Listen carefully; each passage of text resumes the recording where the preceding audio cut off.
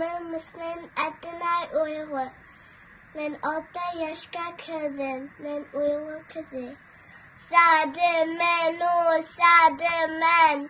Sade bomay kim men. Ta yolunu sorsam. Hem cayni bilemen. Sade dap idem yaman. 15 yaşta atalan. Deslep gistuanga, kumuvanga palangan. Yamuda tulayitip, çiçeme çakbode. Yamuni dişe çagda, kova piçakbode. Yamu yağaçları, ikiz karakay çenze. Yamuni dişe çıkan, sadı üzi ho henze. Atmen dem keren kaşka, çaptındum şeğe taşka. Çelik adı do taşka, sade adı do başka. Rahmet.